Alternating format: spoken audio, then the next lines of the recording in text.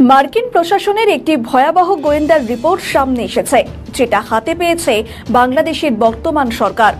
অর্থাৎ যুক্তরাষ্ট্র থেকে এবার কড়া চিঠি পেলেন মোহাম্মদ ইউনূস। দেশে ফিরেই ক্ষমতা দখল নেওয়ার পরিকল্পনা করছে শেখ হাসিনা। এদিকে মার্কিন নিষেধাজ্ঞায় পড়তে যাচ্ছে সেনাবাহিনী, ফেসে যাচ্ছে ইউনূস সরকার। দর্শক, গোপন সূত্রে জানা যাচ্ছে শেখ হাসিনা দেশে ফিরে আসার পরই দ্রুত ক্ষমতা পুনরায় দখল করার চেষ্টা করবেন। তার ঘনিষ্ঠ মহল ইতোমধ্যেই নাকি ভেতরে ভেতরে নতুন পরিকল্পনা সাজাচ্ছে। কিন্তু সমস্যা হলো আন্তর্জাতিক মহল এবার শক্ত অবস্থানে। যুক্তরাষ্ট্রের পক্ষ থেকে খবর এসেছে খুব শিগগিরই বাংলাদেশের সেনাবাহিনীর ওপর কড়া নিষেধাজ্ঞা আসতে পারে। এতে বিদেশি সহযোগিতা ও সামরিক কেনাবেচা মারাত্মকভাবে ক্ষতিগ্রস্ত হবে।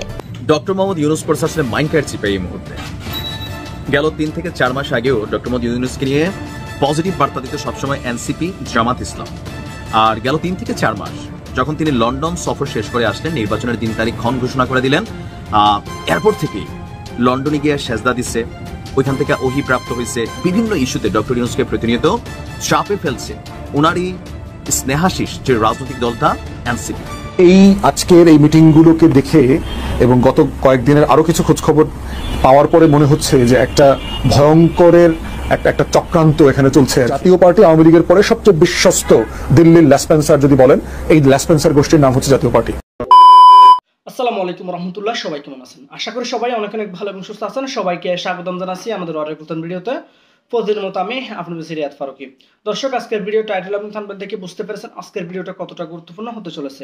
আপনারা জানেন, অন্তর্বর্তীকালীন সরকারের প্রধান উপদেষ্টা ডক্টর মোহাম্মদ ইউনূস গণঅভ্যুত্থানের মুখে ক্ষমতা নেওয়ার পর থেকেই তাকে নানান প্রতিবন্ধকতা এবং নানান ঝড়-ঝাপটার মধ্যে দিয়ে যেতে হয়েছে।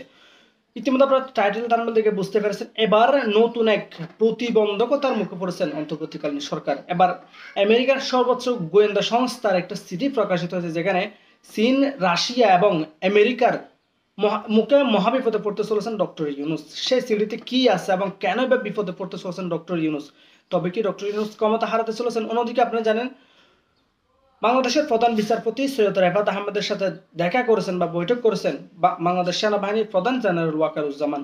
এটাকে নিয়েও কিন্তু দেশের নানানভাবে অস্থিরতা সৃষ্টি হচ্ছে এবং দেশের নানান প্রশ্ন জন্ম দিচ্ছে। তবে কি সেনা প্রধান দায়িত্ব নিচ্ছে এবং দেশে কি সেনা শাসন জারি হচ্ছেন? ক্ষমতাকে হারাচ্ছেন ডক্টর ইউনূস? এই বিষয়টা নিয়ে কিন্তু ব্যারিস্টার ফুয়াদ বেশ কিছু মন্তব্য করেছেন, তার বক্তব্যটাও আমরা শুনবো। দর্শক, বুঝতে পেরেছেন আজকের ভিডিওটা কতটা গুরুত্বপূর্ণ হতে চলেছে। আমরা আর বিস্তারিত না বলে সরাসরি ভিডিওর মূল আলোচনায় চলে আসি। তার কাছে ছোট্ট একটি অনুরোধ জানাতেছে, যারা আমাদের চ্যানেলটি নতুন, সেটি সাবস্ক্রাইব করে সাথে থাকবেন। ভিডিও ব্যাকগ্রাউন্ড আমরা একটু দেখে আসি। মার্কিন প্রশাসনের একটি ভয়াবহ গোয়েন্দার রিপোর্ট সামনে এসেছে, যেটা হাতে পেয়েছে বাংলাদেশের বর্তমান সরকার। অর্থাৎ যুক্তরাষ্ট্র থেকে এবার কড়া চিঠি পেলেন মোহাম্মদ ইউনূস।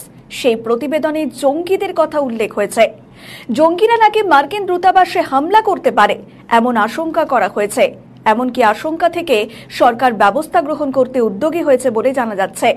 আসলে মার্কিন কূটনীতিবিদরা বাংলাদেশের অন্তর্বর্তীকালীন সরকারকে কি বিষয় তথ্য দিল, কারা হামলা চালানোর ছক কষছে, তাদের উদ্দেশ্যটাই বা কি, এমন নানা প্রশ্ন দানা বাঁধতে শুরু করেছে। অন্তর্বর্তীকালীন সরকারের কাছে এসেছে একটি মার্কিন গোয়েন্দা প্রতিবেদন। জঙ্গিরা মার্কিন দূতাবাসে হামলার পরিকল্পনা করছে। তার পরিপ্রেক্ষিতে সরকার জঙ্গিদের আটক করেছে বলে খবর। উল্লেখযোগ্যভাবে গত বছর শেখ হাসিনা সরকারের পতনের পর মোহাম্মদ ইউনূসের নেতৃত্বাধীন অন্তর্বর্তী সরকার বহু জঙ্গিদের ছেড়ে দিয়েছে। তারা বাইরে বেরিয়ে যে গোটা দেশ অস্থিতিশীল করতে পারে, সেটা আগেই আশঙ্কা করা হয়েছিল। এবার মার্কিন গোয়েন্দার রিপোর্ট সামনে এলো, যেখানে সরকারকে সাবধান করা হলো। গোয়েন্দারা যে চুপ করে বসে নেই, সেটা উল্লেখ হচ্ছে বিশেষজ্ঞদের তরফে। তারা বৃহৎ আকারে ষড়যন্ত্র করছে। বাংলাদেশের স্বরাষ্ট্র মন্ত্রকের একটি সূত্র জানাচ্ছে, মার্কিন গোয়েন্দাদের হাতে তথ্য প্রমাণ আসা অনুসারে এই জঙ্গি নেতাদের কয়েকজন জেলের বাইরে বেরিয়ে নতুন নতুন উগ্রপন্থীর সংগঠন গড়ে তুলছে। তেমনই একটি সংগঠন বাংলাদেশের বাড়ি ভাড়ায় বিভিন্ন দেশের দূতাবাসে প্রাণঘাতী হামলা করে প্রত্যেকের দৃষ্টি আকর্ষণের পরিকল্পনা করেছে। জানা গিয়েছে ওই এলাকায় সেনাবাহিনী মোতায়েন করা হয়েছে, এমনকি কোস্টগার্ড বাহিনী নজরদারিতে রাখা হয়েছে। পাশাপাশি পুলিশের বিশেষ বাহিনী তল্লাশি চালিয়ে দুজন জঙ্গি নেতাকে গ্রেপ্তার করেছে বলে খবর। সূত্রের খবর, ভারপ্রাপ্ত মার্কিন রাষ্ট্রদূত ট্রেসি অ্যান জ্যাকবসন জুলাই বাংলাদেশের সেনাপ্রধান জেনারেল ওয়াকারুজ্জামান, জাতীয় নিরাপত্তা উপদেষ্টা খলিলুর রহমান এবং আইন উপদেষ্টা আসিফ নজরুলের সঙ্গে দেখা করে বাংলাদেশের পরিস্থিতি নিয়ে কথা বলেছিলেন। পাশাপাশি দেশের অস্থিতিশীলতার সুযোগ নিয়ে জঙ্গিরা হামলা করতে পারে এমন আশঙ্কার কথাও তিনি জানিয়েছিলেন। এর মধ্যে খবর, পাকিস্তানের জঙ্গি সংগঠন তেহরিকে তালিবানের মতাদর্শ মেনে অন্তত দুটি জঙ্গি গোষ্ঠী মাথাচাড়া দিচ্ছে বাংলাদেশে। এর আগেও বাংলাদেশে অবস্থিত ভারতীয় দূতাবাসকে লক্ষ্য করে অভিযান আক্রমণের ঘটনা দেখা গিয়েছে। একই সঙ্গে তদন্তে জাতীয় বাংলাদেশ পুলিশের জঙ্গি দমন শাখা নতুন সংগঠনের মাথা হিসাবে অন্তত 5 জন জঙ্গি নেতাকে চিহ্নিত করতে পেরেছে, যারা পাকিস্তানের তেহরিকে তালিবানের সঙ্গে যোগাযোগ রেখে চলেছে। ভয়াবহ এমন তথ্যগুলি বিভিন্ন গণমাধ্যমে উঠে এসেছে। এবার উঠে এসেছে মার্কিন দূতাবাসকে লক্ষ্য করে হামলার পরিকল্পনা। যদিও মার্কিন গোয়েন্দার রিপোর্ট অনুযায়ী তৎপরতা শুরু করেছে বাংলাদেশের অন্তর্বর্তীকালীন সরকার। কিছু জঙ্গি নেতাকে ইতিমধ্যে আটক করেছে বাংলাদেশের প্রশাসন। ফলে এখন দেখার এর পরবর্তী পরিস্থিতি কি তৈরি হয়।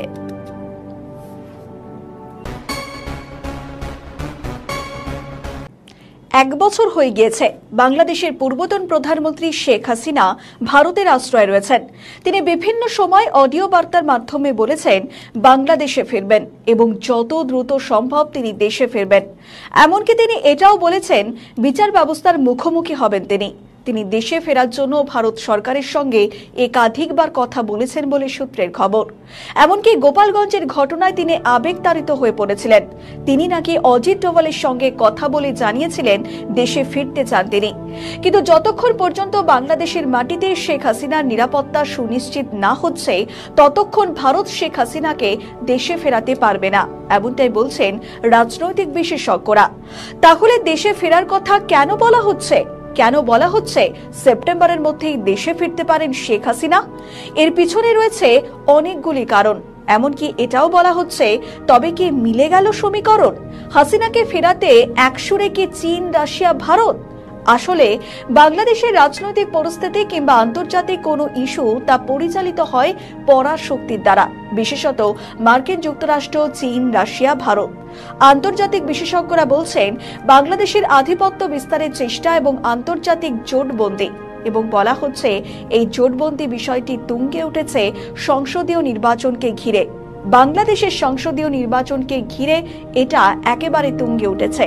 কিছুদিন আগেও নির্বাচনকে পিছিয়ে দেওয়ার চেষ্টা করেছিলেন মোহাম্মদ ইউনূস, কিন্তু হঠাৎ তিনি ফেব্রুয়ারির মধ্যে নির্বাচন হবে বলে জানালেন। এমনকি নির্বাচন কমিশনকে চিঠি পর্যন্ত দিলেন। হঠাৎ এমন সিদ্ধান্ত বদল কেন? জানা যাচ্ছে আমেরিকা যুক্তরাষ্ট্র ক্ষুব্ধ বাংলাদেশের ওপর। ডোনাল্ড ট্রাম্প বুঝে গিয়েছেন মোহাম্মদ ইউনূসকে দিয়ে কোনো কাজ হবে না তার। ফলে ইউনূস এত সহজে পালাতেও পারবেন না। তাই মনে করা হচ্ছে নির্বাচনের ব্যবস্থা করিয়ে দিয়ে নতুন সরকার গঠন করে তারপর বিদায় নেবেন মোহাম্মদ ইউনূস। এদিকে আমেরিকা চাইছে নতুন করে নির্বাচন করিয়ে বিএনপিকে ক্ষমতায় নিয়ে আসতে। অন্যদিকে চীন চায় না বাংলাদেশের নির্বাচন হোক। একই মনোভাব এনসিপি এবং জামাতের। তাদের বক্তব্য, দেশের যা পরিস্থিতি তাতে নির্বাচন করা সম্ভব নয়। ফলে সব মিলিয়ে কোন দিকে যেতে পারে বাংলাদেশের ভবিষ্যৎ? এদিকে শুরু হচ্ছে সাংঘাই কোঅপারেশন অর্গানাইজেশনের সামিট। সেখানে যাচ্ছেন ভারতের প্রধানমন্ত্রী নরেন্দ্র মোদী এবং রুশ প্রেসিডেন্ট ভ্লাদিমির পুতিন। এমনকি মনে করা হচ্ছে বাংলাদেশের পরিস্থিতি নিয়ে আমেরিকার সাইডলাইনে যে আলোচনা হবে সেটা বলাই বাহুল্য। মূল আলোচনা হতে পারে কোনোভাবেই আমেরিকাকে বাংলাদেশে পা রাখতে দেওয়া যাবে না। এটা বাস্তবায়ন করতে গেলে বিএনপিকে ক্ষমতা থেকে দূরে রাখতে হবে, আর বিএনপিকে দূরে রাখতে গেলে তার প্রবল প্রতিপক্ষকে বাংলাদেশে নিয়ে আসতে হবে।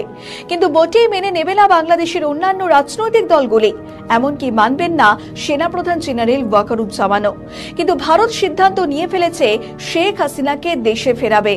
এমনকি রাশিয়াও সেই পথেই হাঁটতে চাইছে, বলছেন আন্তর্জাতিক বিশেষজ্ঞরা। দেশে ফিরেই ক্ষমতা দখল নেওয়ার পরিকল্পনা করছে শেখ হাসিনা। এদিকে মার্কিন নিষেধাজ্ঞায় পড়তে যাচ্ছে সেনাবাহিনী, ফেসে যাচ্ছে ইউনূস সরকার। দর্শক, গোপন সূত্রে জানা যাচ্ছে শেখ হাসিনা দেশে ফিরে আসার পরই দ্রুত ক্ষমতা পুনরায় দখল করার চেষ্টা করবেন। তার ঘনিষ্ঠ মহল ইতোমধ্যেই নাকি ভেতরে ভেতরে নতুন পরিকল্পনা সাজাচ্ছে। কিন্তু সমস্যা হলো আন্তর্জাতিক মহল এবার শক্ত অবস্থানে। যুক্তরাষ্ট্রের পক্ষ থেকে থেকে খবর এসেছে খুব শিগগিরই বাংলাদেশের সেনাবাহিনীর ওপর কড়া নিষেধাজ্ঞা আসতে পারে। এতে বিদেশি সহযোগিতা ও সামরিক কেনাবেচা মারাত্মকভাবে ক্ষতিগ্রস্ত হবে। অন্যদিকে ক্ষমতায় থাকা ইউনূস সরকারও একের পর এক চাপের মুখে। দুর্নীতি ও অযোগ্যতার অভিযোগে সরকারের ভেতরে ভেতরে অস্থিরতা বাড়ছে। বিদেশি চাপ, অভ্যন্তরীণ সংকট সব মিলিয়ে সরকার এখন একেবারেই কোণঠাসা। এখন সবার মনে একটাই প্রশ্ন, শেখ হাসিনা কি দেশে ফিরেই আবারও ক্ষমতা দখল করতে পারবেন? মার্কিন নিষেধাজ্ঞার পর সেনাবাহিনী কি নীরব দর্শক হয়ে যাবে, নাকি ইউনূস সরকার পতনের মধ্য দিয়েই আসছে নতুন রাজনৈতিক যুগ? বিস্তারিত জানাবো আজকের এই ভিডিওতে। ডক্টর মোহাম্মদ ইউনূস প্রশাসনের মাইন্ডকার চিপে এই মুহূর্তে। গেল 3 থেকে 4 মাস আগেও ডক্টর মোহাম্মদ ইউনূসকে নিয়ে পজিটিভ বার্তা দিত সবসময় এনসিপি, জামাত ইসলাম। আর গেল 3 থেকে 4 মাস যখন তিনি লন্ডন সফর শেষ করে আসলেন, নির্বাচনের 3 তারিখ ক্ষণ ঘোষণা করে দিলেন। এয়ারপোর্ট থেকেই লন্ডনে গিয়ে সেজদা দিছে, ওইখান থেকে ওহি প্রাপ্ত হয়েছে। বিভিন্ন ইস্যুতে ডক্টর ইউনূসকে প্রতিনিয়ত চাপে ফেলছে ওনারই স্নেহাশিস যে রাজনৈতিক দলটা এনসিপি। একদম শেষ পর্যায়ে এসে পাল্টাপাল্টি অবস্থান আমরা দেখতেছি। আপনি দেখছেন ডক্টর ইউনূসের আজকের বক্তব্য যে ফেব্রুয়ারির পরে নির্বাচনের সুযোগ নাই, ফেব্রুয়ারিতে নির্বাচন হবে, এবং তিনি তার মতো করে বেশ কয়েকটা বক্তব্য দিচ্ছেন। এনসিপি চাচ্ছে ফেব্রুয়ারিতে নির্বাচন হওয়ার আগে বিচার এবং সংস্কার শেষ করা, কিন্তু সম্ভব না। এর মাঝখানে আজকে এনসিপির মূল নেতা যারা, তারা চীন সফর শেষ করে বাংলাদেশে আসছেন গতকালকে রাতে। আইসেই সরাসরি গন্তব্য কোথায়? এই মুহূর্তে তাদের রাজনৈতিক যেই ফায়দাটা তৈরির সুযোগ আছে সেটা হচ্ছে, বা পুরানা তাদের যেই ঝালের ইস্যুটা, বা আওয়ামী লীগকে টোটালি সাইড করার জন্য যে সাপোর্টিং একটা টিম এখনো মাঠের মধ্যে রয়ে গেছে, মানে জাতীয় পার্টি, সেই জায়গাটাতে হাত দিছে। ভিপিনুরকে দেখে আপনারা জানেন যে ভিপিনুর উপরে ঘটনার পর 48-72 ঘন্টার কাছাকাছি হয়ে গেছে। নূর সুস্থ হয়ে গেছে, কিন্তু কেউ গ্রেপ্তার হয় নাই। অনেকে চাইছিল সেনাবাহিনী পুলিশকে গ্রেপ্তার করাইতে, বাট এটা ডক্টর ইউনূস সরকারি সিদ্ধান্ত যায় নাই। তদন্ত কমিটি হয়েছে, ওয়াই, এটা পরে আমরা জানবো যে কেন ঘটনাটা ঘটলো। আচ্ছা, এর মাঝখানে জামাত থেকে শুরু করে এনসিপি থেকে শুরু করে যারা দেশে ছিল, বিএনপি ছাড়া বাকিরা সবাই কিন্তু দাবি করছে জাতীয় পার্টিকে নিষিদ্ধ করার জন্য। এখন জাতীয় পার্টি কেন টার্গেটে পরিণত হয়েছে? বেশ কিছু তথ্য জানতে পেরেছেন, যেখানে আমরা ব্যারিস্টার ফুয়াদ এবং নাইম ভাইয়ের মুখ থেকে বেশ কিছু মন্তব্য শুনছি, এবং এর পাশাপাশি একটা প্রতিবেদনও দেখেছি। দর্শক, আজকের ভিডিওটা আশা করি ভালো লেগেছে। ভিডিওটি ভালো লাগলে অবশ্যই শেয়ার করে দিবেন, আর এরকম চাঞ্চল্যকর তথ্য সবার আগে পেতে আমাদের চ্যানেল সাবস্ক্রাইব করে সাথে থাকবেন। ধন্যবাদ সবাইকে। দেখো না কোনো ভিডিওতে, ততক্ষণ চ্যানেলের সাথে সাবস্ক্রাইব করে সাথে থাকবেন। আল্লাহ হাফেজ।